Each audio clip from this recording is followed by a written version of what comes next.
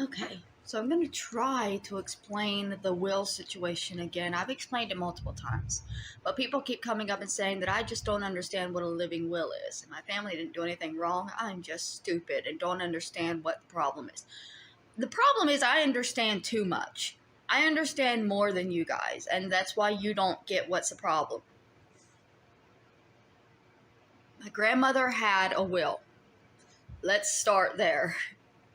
My grandmother and my grandfather both had wills.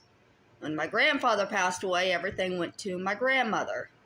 That angered my grandfather's children, who were adults and were not in his life, but still wanted his property and his vehicles and a part of his life. So it's not like I've never dealt with will, inheritance, anger, because when my grandfather passed away, his son was very upset. He wanted the boat. At the least, he wanted the son that I never even knew until after my grandfather passed away. He wanted the Bouncy Bee, which was my grandfather's yacht. Yes, my grandfather had a yacht.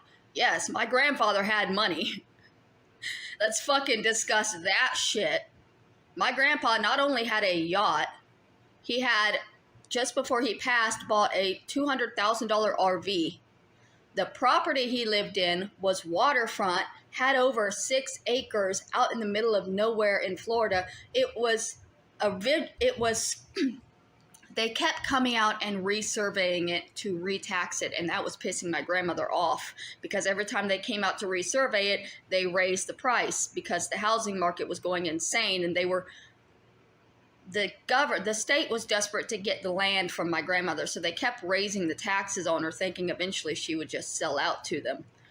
I think they got it up to about they had it at one time appraised at $1 million, and she got them to take that back down to about $500,000, and it was a homestead, so she had a little bit more play with the tax there. But anyways, wiping all that, my grandmother had a will. I don't know what happened to my grandmother's will. Something happened while my grandmother was in the hospital. And so if this went to court and like any legal thing, which I'm never going to have the money to do, but if it did, what you would want to look at are the dates. The dates of when the final will was disavowed, take it apart. I don't know what they call it when you just get rid of a will. It was replaced with a living will. They didn't take the final will and just leave nothing. They replaced it with a living will. My grandmother kind of knew they were tricking her, because even in the living will, she made her wishes very clear. Now, the difference is a living will doesn't matter after you're dead. Final will is your death. Living will is while you're alive. My family tricked my grandmother. While she was in the hospital, they had lawyers come and talk to her. They tricked her into changing her final will into a living will, because they probably told her it would be the better thing, it was a newer thing, and it would be the best for her and for me and for everybody if it was a living will. For the living. I'm sure they said that to her. I'm sure they said, no, mother, really, a living will is for the living. Mary's going to be living. You want to make sure. So, after my grandmother passed away, the first thing my Aunt Kathy said to me was, there's no will. Exact words. She knocked on my door and she said, your grandmother is dead, and I think you should know there's no will. That was how I found out my grandmother had passed away. A little later, I received an email from my older sister with a picture of the will. In that picture, you could clearly read what she had written. The living will, she had written a long paragraph about how she wanted to make sure I was taken care of, about how I had fallen in with the wrong crowd, and she didn't particularly like the boys I was with at that time. but she wanted to make sure I was taken care of. That $1 million property out there in the woods was mine. The condo was mine. The vehicle was mine. The bank accounts were mine. The trust fund was mine.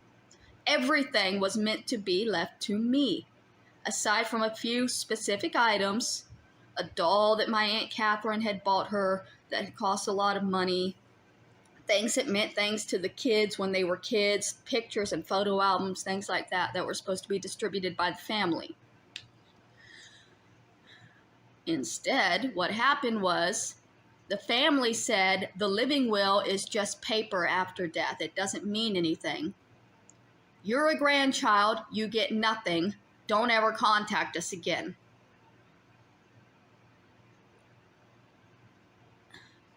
They just abandoned me there. Knowing that my grandmother left everything to me, they just abandoned me to die. And they never contacted me again. And they told me that there was no will and there was just nothing I could do about it. I was fucked. And technically I am. In the legal sense, you are all right. There's nothing I can do. A legal final will, they got rid of it. But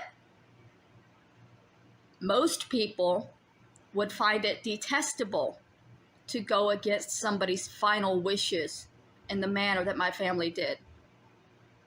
My grandmother may not have made her final wishes in a legal way, but she put them down in a form where her family could see it and read it and easily understand what she wanted to happen. And they chose to do something that better benefited them financially than to do what their mother requested that they do. Legally, they may be okay to do that. But if people find out, that's different. And that's why my aunt wants me silenced. Because all of the things that they have done have been fine legally. It's just they don't want other people to know. Because they don't want to be seen as the type of people that would do that. Kathy doesn't want to be seen as the type of woman who would openly disregard her mother's dying wishes because she needed drugs and wanted to take the money for her drug addiction. Kathy doesn't want people to know that. No, Kathy tells people she's a Christian. She goes to church. She believes in a heaven. Then she must believe that her mother is watching her take pills with money that was supposed to be taking care of me.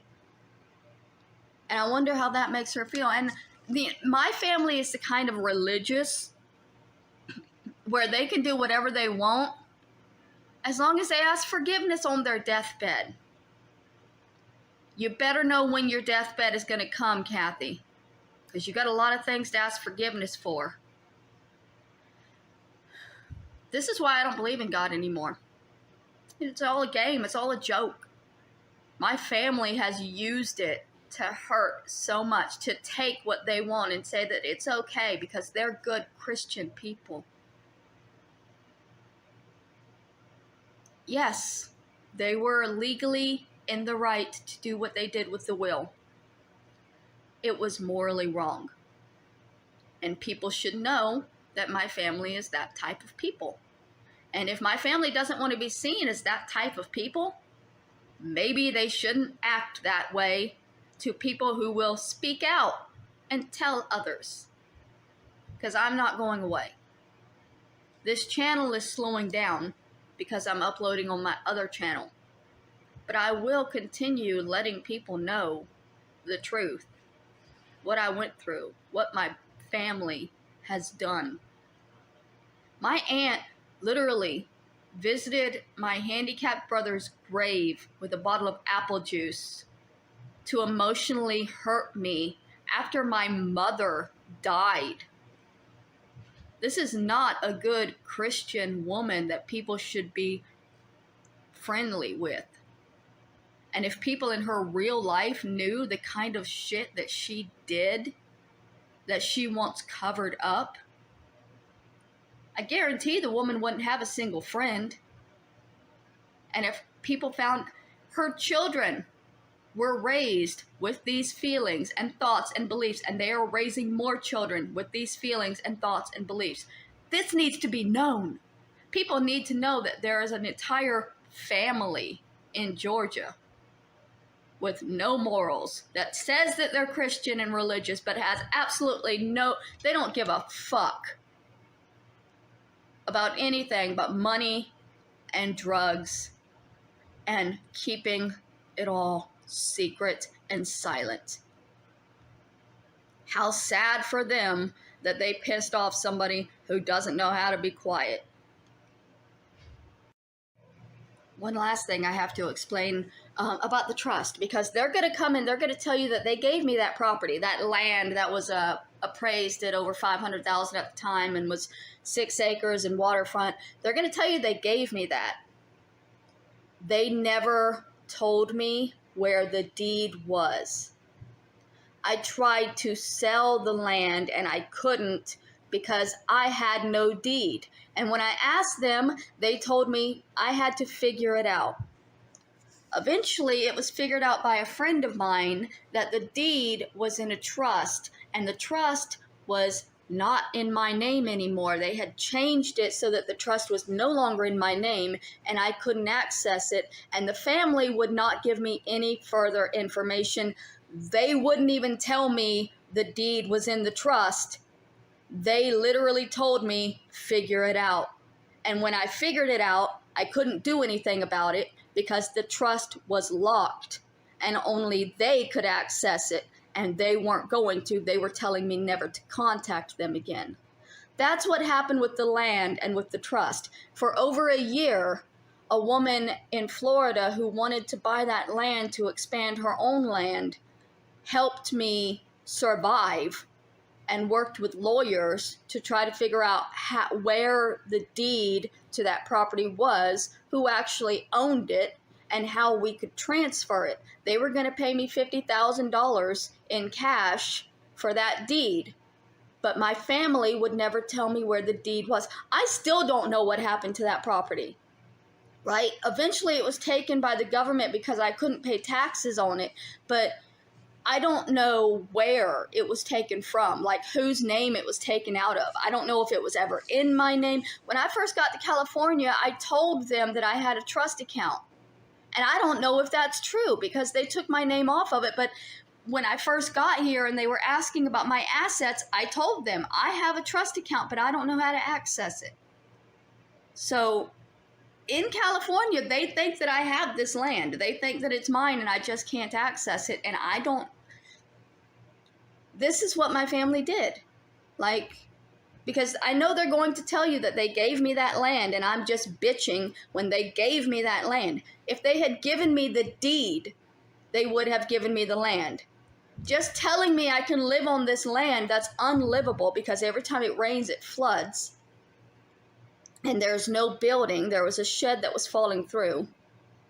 But telling me I could live on this land and not telling me where the deed to it is not giving something to somebody. I could tell somebody they could go sleep in the forest, but if I'm not giving them the deed to that land, they don't own that property. They can probably sleep there. It don't mean they own it, that they can sell it, that they can do anything with it, because you need the deed.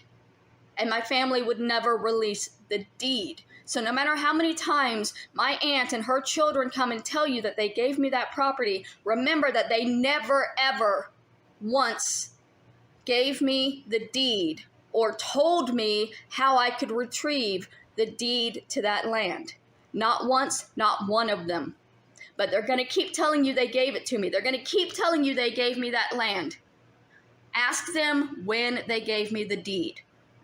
You'll never get a response.